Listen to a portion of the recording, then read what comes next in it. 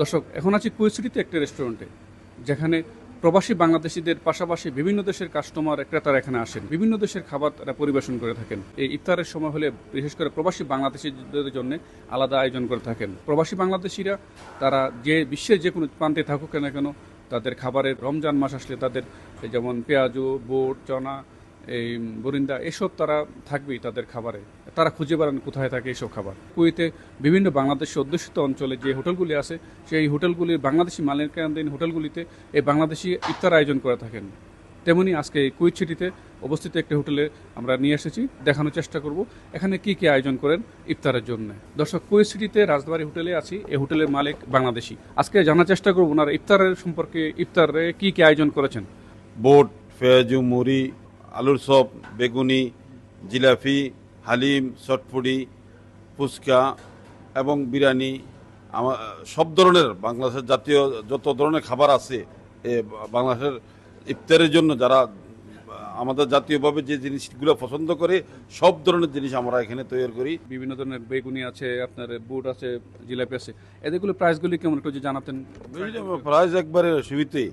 পেঁয়াজু 50 পয়সা, আলুর চপ 100 পয়সা, বেগুনি 100 পয়সা, মরিচা 100 পয়সা, বুট রোবা 100 পয়সা, 150 পয়সা ভাবে হয়, জিলাপি 100 পয়সা, বরিন্দা আছে সীমিত সীমিত পয়সার মধ্যে এগুলা বাংলাদেশিদের জন্য।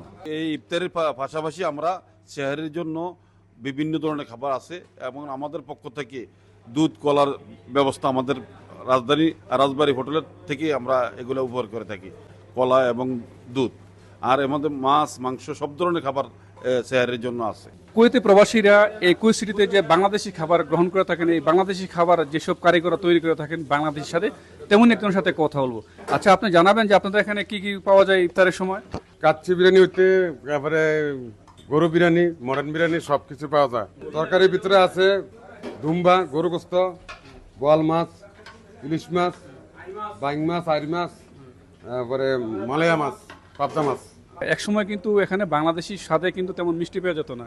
এখন কিন্তু কুয়েতের ভিসা উন্মুক্ত হওয়ার কারণে অনেক বাংলাদেশি অনেক কারিগর কিন্তু কুয়েতে এসেছেন এবং তারা বাংলাদেশের সাথে কিন্তু এই মিষ্টি তৈরি করে থাকেন। তেমন একজনের সাথে কথা বলবো।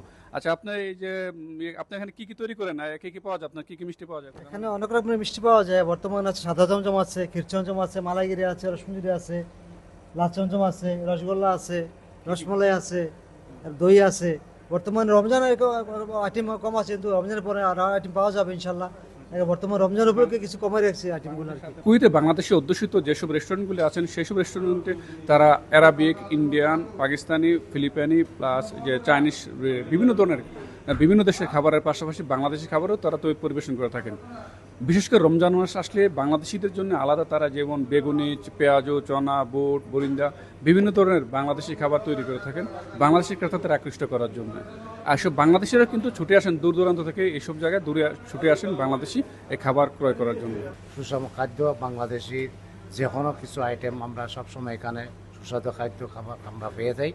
এই কারণে এখন রমজান উপলক্ষে আরও স্পেশাল কিছু তৈরি করেছেন। সেই হিসেবে আজকে প্রথম রমজান আমরা এসেছি দেখার জন্য। বেশ সুন্দর আইটেম অনেক কিছু আছে এখানে। যে খাদ্য অধিদপ্তর বিভাগ কিন্তু খুবই সচেতন এবং এখানকার বিভিন্ন রেস্টুরেন্টগুলিতে তারা প্রতিনিয়ত অভিযান চালিয়ে থাকেন। খাবার অযোগ্য কোনো খাবার থাকলে তো বড় ধরনের ফাইন করে থাকেন। সেই ক্ষেত্রে দোকানের মালিকেরা কিন্তু খুবই সচেতন থাকেন। এই ছিল সর্বশেষ কুয়েত থেকে মঈন সুমন, সময় সংবাদ।